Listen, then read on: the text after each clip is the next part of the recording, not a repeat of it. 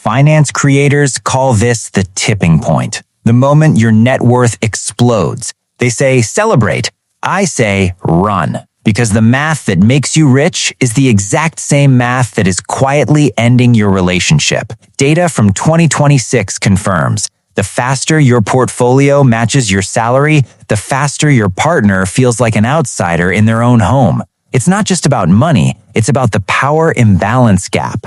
Today, I'm showing you the 3 net worth levels that guarantee a fight, and why the goal you're chasing might be the one thing that ruins your life.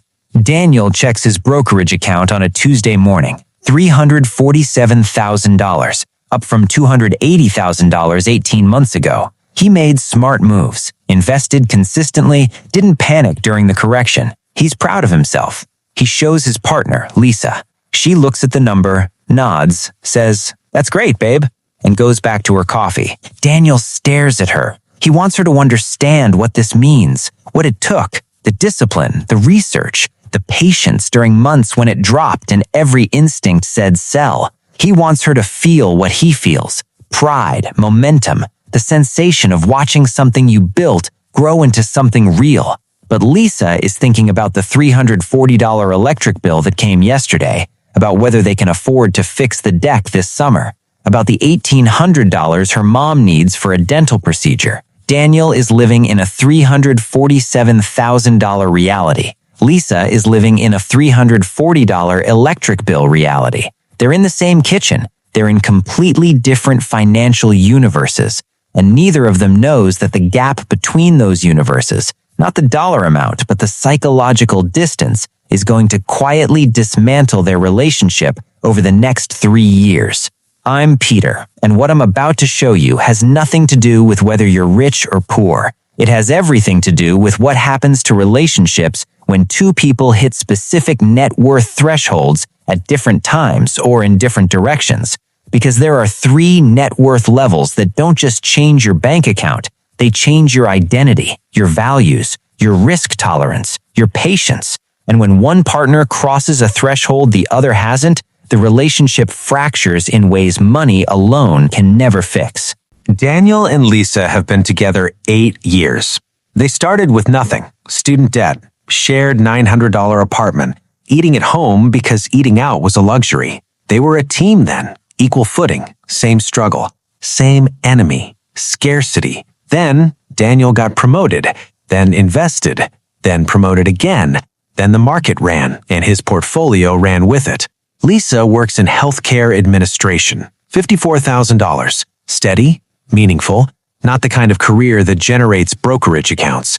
She manages their household. She's present for their son's school events. She's the stability while Daniel builds. But here's what's happening at that kitchen table. Daniel wants to talk about rebalancing his portfolio. Lisa wants to talk about the deck. Daniel wants to research index funds versus individual stocks. Lisa wants to research whether their son qualifies for reduced lunch. Daniel has started reading books about financial independence, early retirement, building generational wealth. Lisa has started reading books about managing anxiety. They are not growing apart because they love each other less. They are growing apart because Daniel crossed a net worth threshold that rewired his entire psychology. And Lisa didn't cross it with him. He doesn't see it happening. She can't articulate what's wrong, but something fundamental shifted, and that shift has a name. There are 3 specific net worth levels where relationships fracture, not because of the money itself, because of what crossing each threshold does to a person's brain. Level 1, $0 to $25,000. This is the survival threshold. Below it, every financial decision is about not drowning. Every conversation is about this month. The relationship is held together by shared crisis. You're teammates because you have to be. The enemy is the bills, the rent, the balance. You fight each other sometimes, but you're fundamentally fighting the same war. And then, one person, through a promotion, an inheritance, a career shift, crosses $25,000 in liquid savings. Something changes. They stop feeling the month-to-month terror. They stop lying awake calculating. They start looking at the horizon instead of the floor. The partner who hasn't crossed is still on the floor, still counting, still living in monthly survival mode. And here's where it gets cruel. The person who crossed starts to lose patience with the conversation about survival. They've processed it. They've graduated from it. They want to talk about building. And the partner who's still in survival mode feels abandoned, feels like they've been left behind in a war their partner forgot they're still fighting. This is level 1 fracture. It looks like you've changed. You don't understand anymore. It's like you forgot what it was like. He didn't forget. He just stopped living there. And that exit, even though it's good, even though it's progress, can feel to the left-behind partner like a betrayal. Level 2, $100,000 to $300,000. This is the identity threshold. This is where Daniel is. This is the most dangerous level for relationships. At this net worth, something neurological happens. You stop identifying as someone who is building and start identifying as someone who has something. Your financial decisions stop being about need and start being about philosophy. You start having opinions about asset allocation. You start thinking in decades instead of months. You start having a perspective on the world that is fundamentally shaped by having options. And here's where the relationship destruction becomes systematic. The person at $280,000 looks at a $4,000 vacation and sees an investment in family connection, a manageable percentage of assets, an experience worth prioritizing. They can afford it, and more importantly, they feel like someone who can afford it. The partner still at $18,000 in net worth, working a job they need for the paycheck, making decisions based on monthly cash flow, looks at the same vacation and feels their chest tighten. $4,000 is 3 months of emergency fund. $4,000 is the difference between absorbing a car repair and going into debt. $4,000 is not a vacation, it's a threat. Same couple, same kitchen table, same vacation brochure, completely different lived realities. And here's the part that sounds cold but is mathematically true. At level 2, the higher net worth partner starts becoming quietly contemptuous, not because they're a bad person, because their brain has been rewired by financial security into a set of values that looks like laziness and poor prioritization to someone still in survival mode. And it looks like coldness and disconnection to someone who is. The fights at level 2 aren't about money, they're about worldview, about risk, about what matters, about who each person is becoming. Level 3, $500,000 and above. This is the values threshold, and the relationships that survive level 2 often don't survive level 3. At $500,000 in net worth, a fundamental identity restructuring happens. Your relationship to work changes. Your relationship to time changes. You start making decisions that look irrational to people without assets. You turn down promotions because you don't need the money. You give significant amounts away because it aligns with values. You prioritize experiences that have no financial return because you've moved past the financial anxiety that made ROI the only lens. And if your partner is still at $80,000 in net worth, working a job they need for the paycheck, making decisions based on monthly cash flow, you are no longer speaking the same language. You are no longer operating on the same value system. You are two people who once were equal and are now operating in separate psychological realities that share an address. Level 3 fractures are the quietest. Nobody's fighting about the electric bill. Everything is fine on paper. But there's a growing chasm between who each person is becoming. And the person who crossed $500,000 often can't explain it. And the person who didn't often can't articulate what's wrong. They just feel it, like their partner is somewhere they can't follow. Let's run Daniel and Lisa's numbers. Daniel, $347,000 in investments, $58,000 in home equity, net worth approximately $405,000. Lisa, personal savings $8,200, retirement $31,000, net worth approximately $39,200. Gap, $365,800. And that gap is growing. Daniel's investments are compounding at 7 to 8% annually. That's $24,000 to $28,000 in growth annually without adding a dollar. His wealth accelerates automatically now. It's past the threshold where it feeds itself. Lisa's savings grow when she actively adds to them. No automatic acceleration, no compounding of scale. She's adding $200 monthly to savings, $2,400 annually. In 10 years, if nothing changes, Daniel's net worth $1,100,000 with continued contributions and returns. Lisa's net worth $102,000 with consistent saving. Gap in 10 years, approximately $1 million. They are not growing apart emotionally despite their finances. They are growing apart because their finances are taking them to different psychological addresses. And 10 years from now, they will not be navigating a $365,000 gap.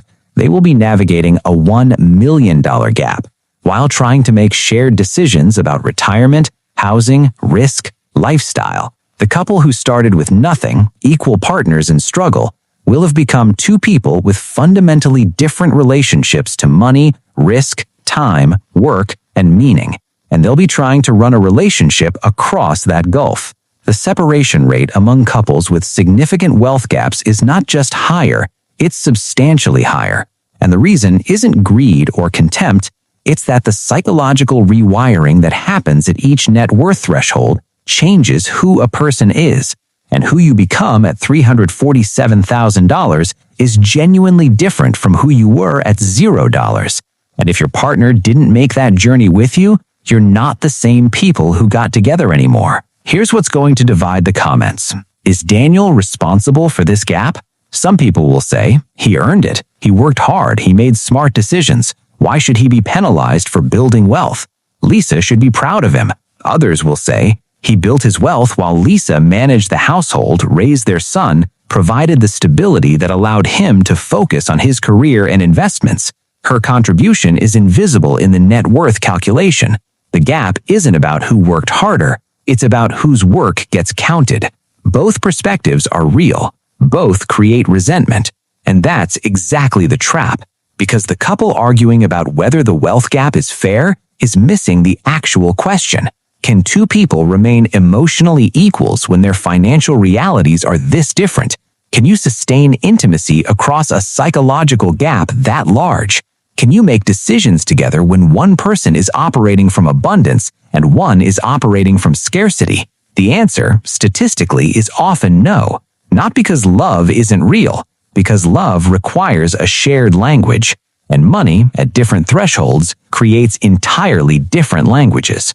Daniel and Lisa go to couples therapy, not because they're in crisis, because Lisa says something that finally gets through. I don't feel like your partner anymore. I feel like you're dependent.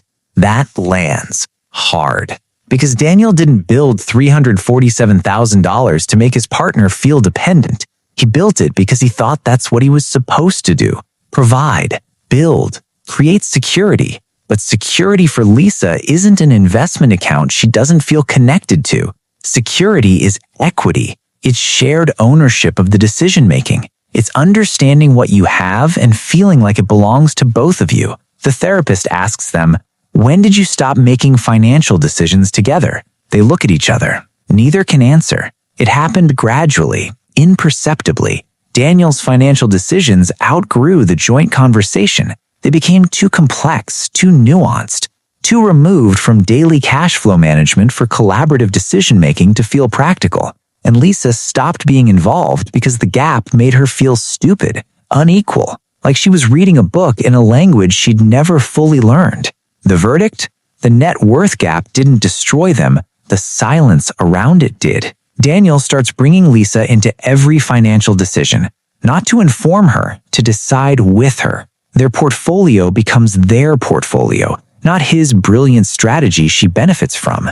Their shared asset, with shared understanding and shared direction. Lisa starts building her own career trajectory in healthcare administration, not to close the gap, because she realized she'd been defining herself entirely by what the gap meant about her worth. 3 years later, the gap is still there. Daniel is at $680,000. Lisa's at $147,000. Still vastly different, but they're in the same psychological universe again, because they rebuilt the shared language that net worth thresholds had eroded. Here's what the self-help content about financial goals misses entirely. The goal isn't to both hit the same number. The goal is to not let different numbers put you in different psychological worlds, because that's what net worth thresholds actually do. They don't just change your account balance, they change your identity, your relationship to risk, your definition of success, your experience of time, your values. And when one partner crosses a threshold and the other doesn't, they don't just have different bank accounts, they have different selves, different languages, different realities. And you cannot build a life with someone you cannot understand. You cannot make decisions with someone operating from a fundamentally different psychological framework. You cannot sustain intimacy with someone who lives on a different floor of the same building and has forgotten what your floor looks like. If you're the one crossing thresholds faster, look back, not to slow down, to bring them with you, to translate, to remember what the lower threshold felt like, and speak that language sometimes. If you're the one being left behind, name it. Not as accusation, as information. I feel like you're somewhere I can't follow. That sentence starts the conversation that saves the relationship. And if you're both at zero, building from nothing together, understand that the biggest threat to your relationship isn't poverty, it's asymmetric success. It's one of you crossing a threshold the other doesn't. It's the silent drift that happens when shared struggle becomes individual advancement. Money changes people. That's not a flaw. That's a fact. The question is whether you change together or apart. Daniel and Lisa are still together, still navigating the gap, still doing the work of staying in the same world. But every morning, one of them checks a brokerage account worth hundreds of thousands of dollars, and the other one worries about the electric bill. And somewhere in that gap lives the question every couple with different net worths has to answer. Is this still a partnership, or just two people sharing an address while living in completely different financial realities? The answer to that question doesn't live in the account balance. It lives in whether you're still having the conversation.